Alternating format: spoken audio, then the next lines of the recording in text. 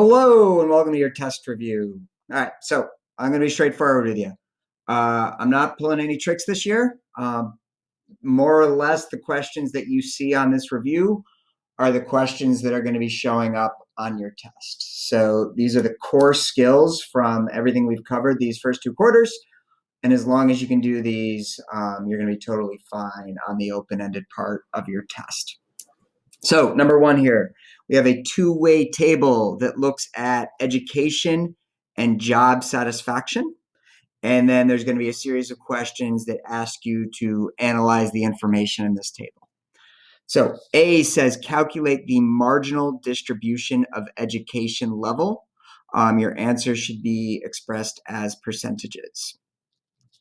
So marginal distributions generally means you're using the data at the margins. And the base is always going to be the table total.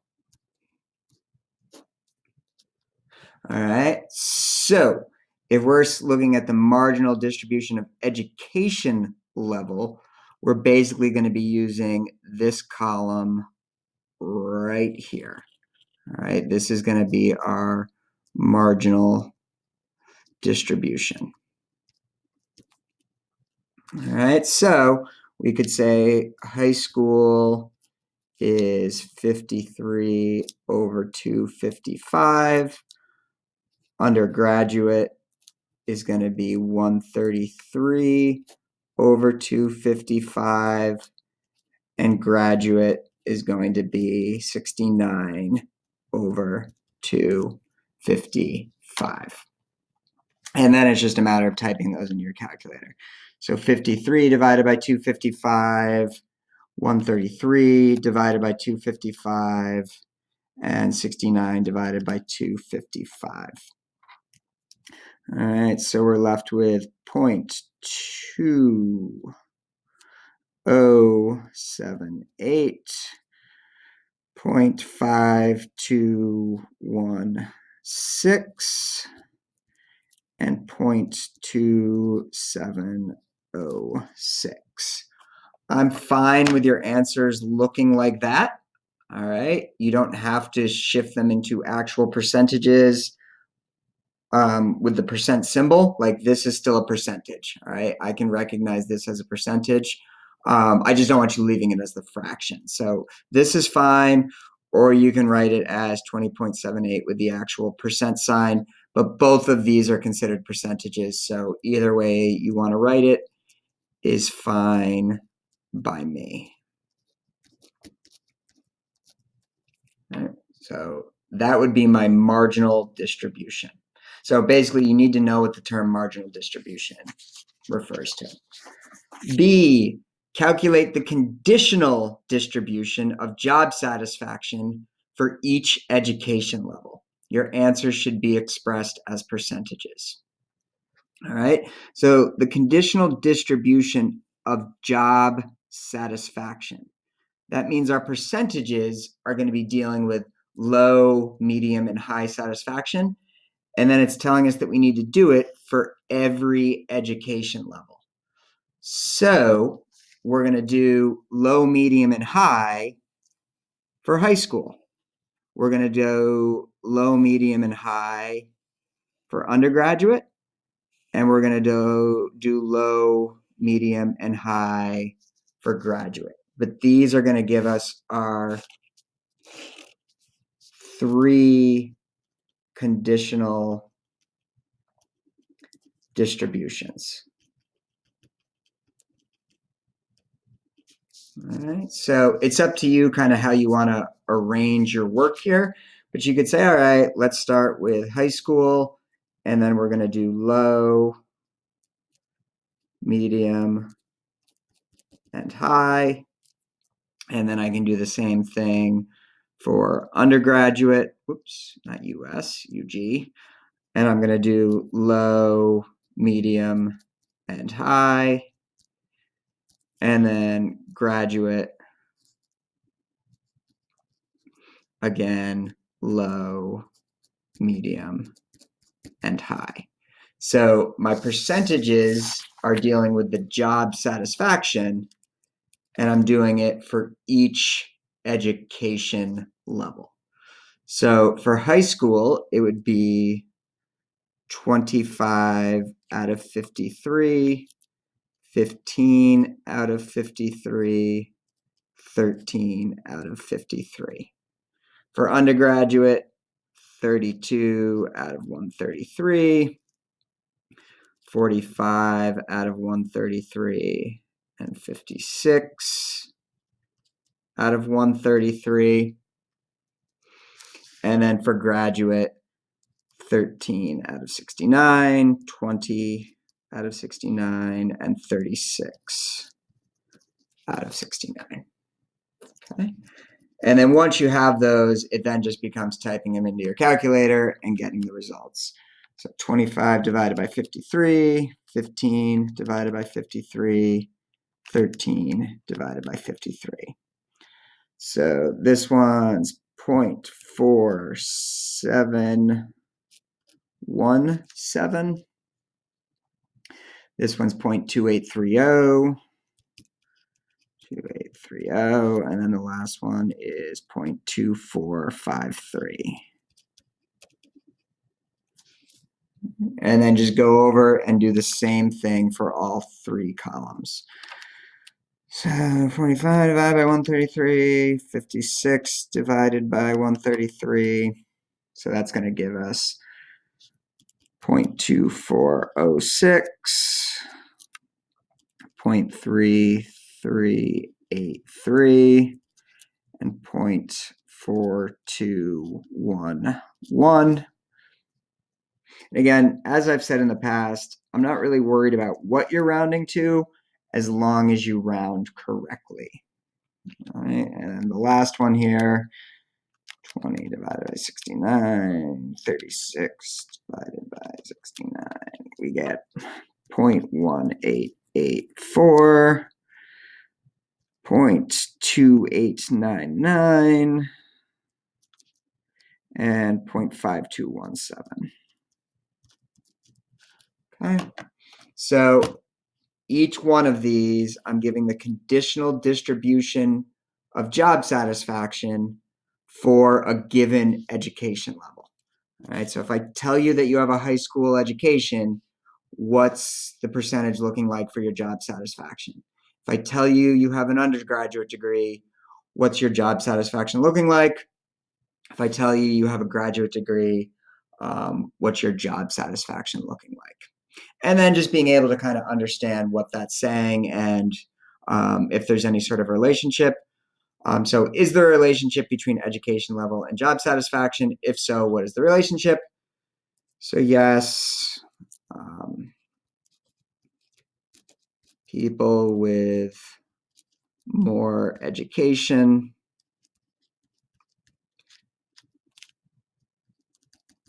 seem to have higher job satisfaction.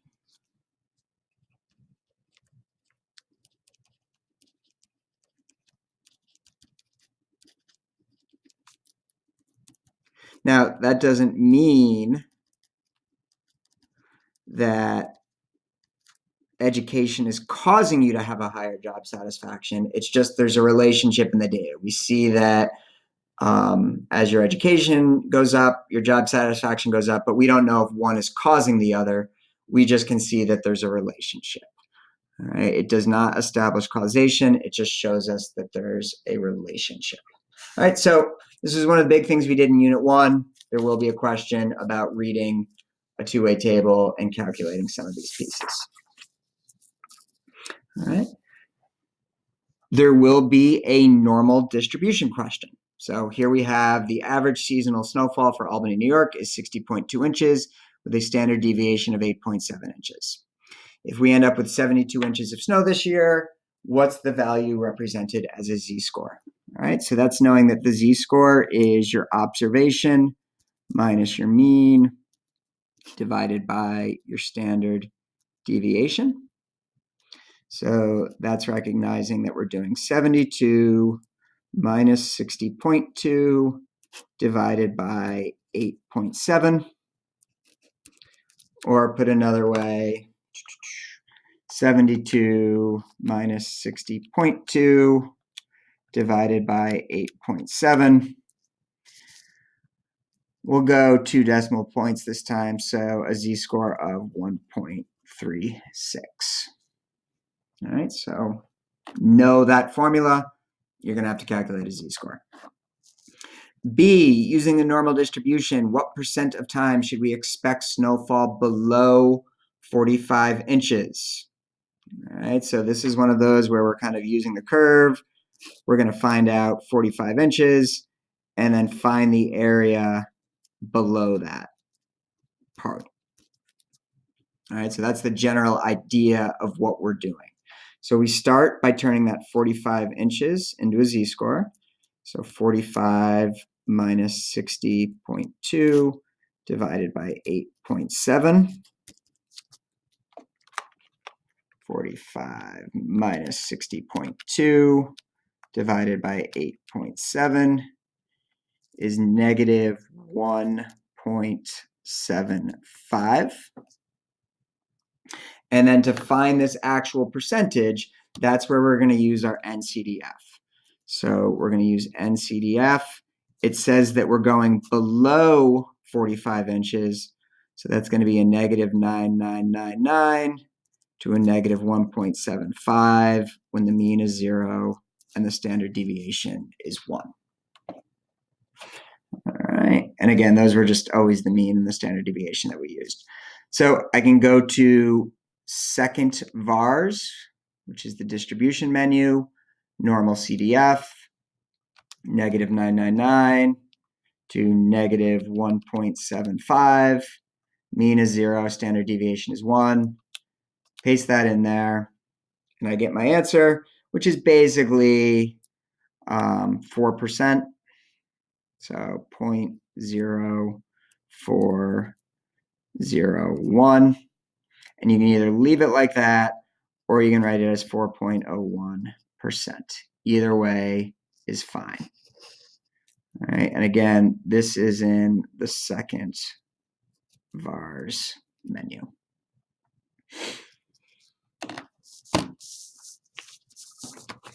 C, the top 5% seasonal snowfall totals are above what percent? All right, so that's kind of moving in the other direction. We're telling you that this is 5%, and then we're asking you what value does that correspond to. All right, so it's sort of the reverse of what we just did. All right, so we start by using inverse norm, which is again in that second vars menu. All right. Now, the top 5% really implies that 95% of the data, 95% of the data is below that value, which means when we're using inverse norm, we actually put in 0.95 and we keep the mean as 0 and the standard deviation as 1. All right, so 0.95, mean of 0, standard deviation of 1. That gives us, we'll say 1.64. And this value is a z-score. All right. So what we do is we now use our z-score formula where we say z is observation minus mean divided by standard deviation. All right. We take the 1.64 that we just got. The observation is what we're solving for, and the problem tells us the mean and the standard deviation. So what we can do is we can now solve this equation by multiplying both sides by 8.7 and then adding 60.2, and we end up with 74.5 0.468 equals X. So this would be the threshold for the top 5% of snowfall totals. All right, so you will have to do these normal distribution questions, calculating z-scores, using NCDF, using inverse norm. All right, number 3 is calculating a regression equation. All right, so basically that is just knowing those two formulas. All right, so the slope formula is R times SY over SX. The Y-intercept formula is Y bar minus the slope times X bar. All right, so you do need to know these two formulas. Now, as far as which one is the Y, which one is the X, the problem tells us that we're using hours of studying to predict a student's test score. That means hours of studying is our X, test score is our Y. All right, so when we're calculating these, the R is given to us, that's the correlation. SY, we just established, is test score, so we want the standard deviation of test scores. So that's going to be 5.3. And X is hours of studying, so the standard deviation for hours of studying is 0.6.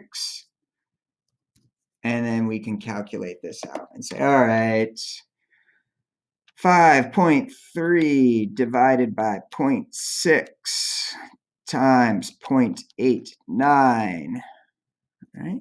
That gives us a slope of 7.86. Right? We can now use this number to solve for the y-intercept. All right, so we always have to do the slope first because we're using that number in our y-intercept calculation. So we've got y bar, which again, y is the test score, so the average test score is 83.7 minus the slope that we just calculated, which was 7.86, times the average hours of studying, which is 2.8. And then again, we're just back to using our calculator. 83.7 minus 7.86 times 2.8 gives us 61.692. All right, so 61.692. Now, this itself is not an equation. These are just the pieces we need to write the equation. So remember, the equation is y hat equals, again, I'm just going to stick with the algebra version here, mx plus b. You can also see it as like where b is the slope. Again, we saw that in the stat menu is some of them show it as ax plus b. Some of them show it as a plus bx. Same thing, it's just sometimes in stats we use b as the slope, whereas in algebra we use b as the y-intercept. Again, if you just want to use y equals mx plus b because that's what you're used to from algebra, fine. So basically we end up with y hat equals 7.86x plus 61.692. All right, but that would be my final equation. And then it says, based on your results, can we conclude that studying causes someone to get a higher grade? All right, so this is kind of one of those trick questions. Even though it seems like we can, no. We can see there's a high correlation, but correlation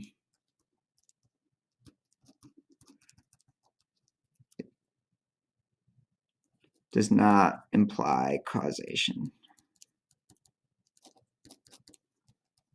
All right, which is what we talked about on the first page there, is just because two things are related does not mean that one causes the other. All right, so again, normal distribution, regression, two-way table, and now outliers. All right, so most of the big things that we've hit on so far. Shown below are the summary statistics for the amount of runs scored by a baseball team over the course of a full 162 game season.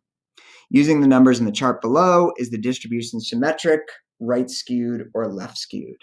So again, symmetric would be something like this. Right skewed would be the tail goes off to the right. Left skewed would be the tail goes off to the left. All right. And then how do you know?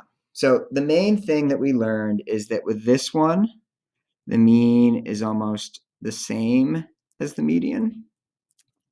With a left skewed, the mean is less than the median. And with a right skew, the mean is greater than the median. So if we look at our statistics here, we have a mean of 5.6, we have a median of 4.5. So this one would be right skewed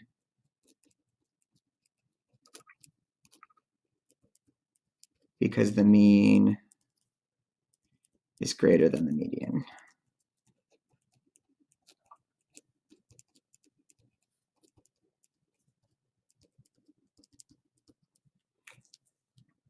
Use the 1.5 times IQR rule to test whether the distribution contains any outliers.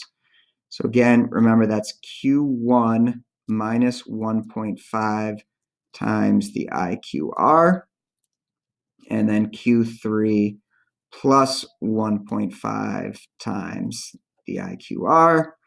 And just a reminder that IQR equals Q3 minus Q1. So in our case, it's 7 minus 2.5, or put another way, 4.5. All right, and then it's just taking those numbers and plugging them in. So here, our Q1 is 2.5. We would be subtracting 1.5 times 4.5, which is what we just calculated as the IQR. And all these numbers are up here. You know, there's Q3, there's Q1. All right, Q3 is 7 plus 1.5 times the IQR, which again, we already calculated is 4.5 there. All right, so at this point, we just go to our calculator. 2.5 minus 1.5 times 4.5 is negative 4.25. And then we have 7 plus 1.5 times 4.5, and we get 13.75. And it says, does the distribution contain any outliers? Now, we don't know how many outliers, but yes, because the max value is above our threshold. Now, we don't know if it's 1, 2, 3, or 4. We just know that, yeah, there definitely are some because this value is above our threshold of 13.75. All right. Do you have enough information to make a box plot? So a box plot is the one that looks like this. If so, draw the graph below. If not, what more would you need? All right, so no, we don't have enough info.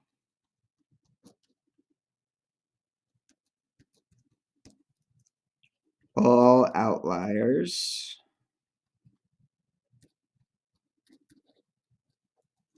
should be marked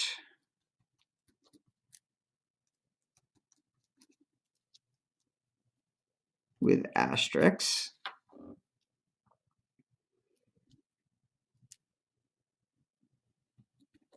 And the line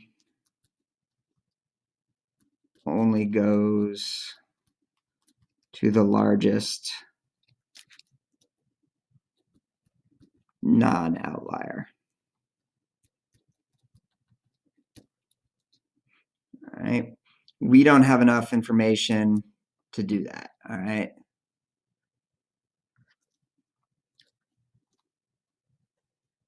We would need all the run information. All right, and technically we wouldn't need all of it, but at least the stuff that lets us know how far up we go inside of here. All right, so normally this is like the 5-number summary. Normally it's the min, Q1, the median, and Q3, and the max, which is our 5-number summary. But we also learned that in this class, outliers always get marked with asterisks, and the line only goes to the largest non-outlier. So we don't have enough information to make that with what we're given here. Okay. So again, taking this information, being able to answer questions like this, what ways the distribution skewed, being able to test for outliers, potentially making a box plot or answering some question related to this type of information. All right. Number 5. All right. Number 5 is from this current unit that we're working on. Now, I know I originally said that there wouldn't be any open-ended from this unit, and I'm not really going back on my word. There will be 5 open-ended questions on your test. You get to choose the 4 that you want to do. So if you don't want to do this question, you don't have to, but it will be there as an option if one of those previous topics you're feeling less than confident about the day of the exam. Okay. So it says a pharmaceutical is planning to bring a new vaccine to market. That seems oddly relevant. Before that's possible, they must conduct experiments to evaluate the effectiveness and safety of their product. It is well known that older people often respond differently to drug treatments than younger people. What sort of experimental design would you choose for this study and why? All right, so when you have different groups of people that you think have something in common and it could affect your results one way or another, generally we use what's called a randomized block design. And the reason we're using it is helps control for the impact of age,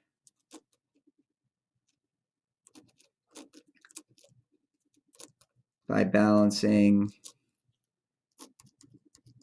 young and old in the treatment and control groups.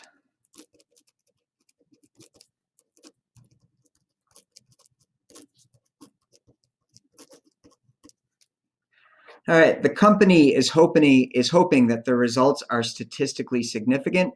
Explain what is meant by the phrase statistically significant. All right, so statistically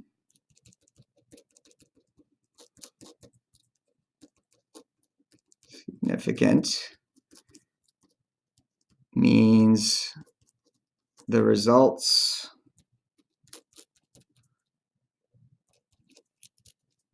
are outside the range of what would be expected from random variation. All right, so when you're conducting any sort of study, there's going to be random variation. Some people are going to get better, some people are going to get worse. and that's going to bounce up and down a little bit. When something's statistically significant, we're seeing an improvement that's larger than can be explained by random variation. All right, so we're trying to separate and identify when the drug actually helps and makes a difference versus just kind of random up and down that's a part of any experiment that you conduct. All right, but the key is, it's more than random variation. All right. That's kind of the key concept there when we're saying what is statistically significant. All right, finally, last question here. Assume that 5,000 subjects over 65 and 10,000 subjects under 65 are available for the study. Describe a design for this experiment. Be sure to include a description of how you assign the individuals to the treatment groups and how you plan to deal with the placebo effect. All right, so we could, if we're writing a description here, divide all subjects into two groups, over 65 and under 65. Okay. For the over 65, generate 2,500 unique random numbers.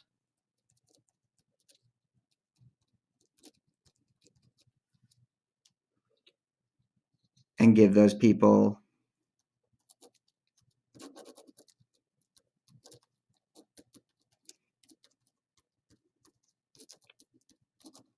the actual vaccine.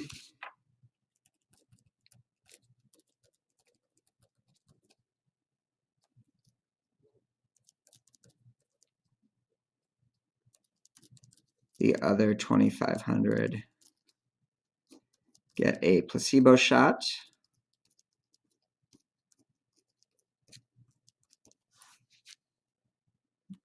All right, and then we basically repeat the same thing for the over 65.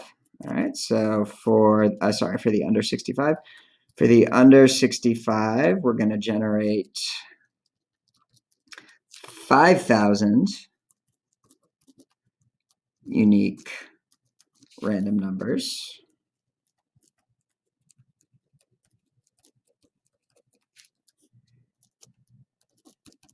And give those people the actual vaccine.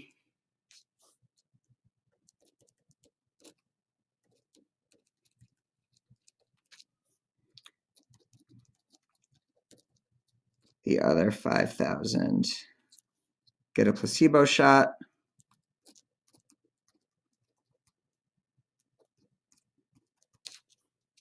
And then at the end of the experiment,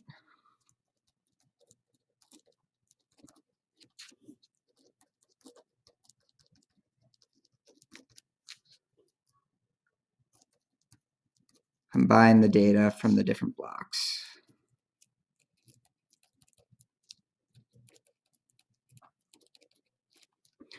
All right, so we create these blocks to guarantee that our old and young are evenly distributed. That way it's not a factor that's influencing our results. And then once we're done with that, we can combine them at the end to see whether or not the drug or the vaccine had an impact. And we're confident that we've controlled for age by balancing those across. So we don't have to worry about, randomly ending up with more old people in the vaccine group or vice versa, because we've controlled for that by ensuring that they're balanced. All right, so again, there will be a question like this. Your choice on whether you're going to want to do it or not. You will just have to choose 4 of the 5. Okay, so again, no tricks. These are the questions with different numbers and different settings that you're going to have to be able to handle for the test. So if you know how to do this, you're going to be good. If you don't know how to do this, you need to learn how to do it before the test because, again, no tricks here. This is what you need to be able to do. All right, so if you have any questions, let me know, and we will go from there. All right, bye.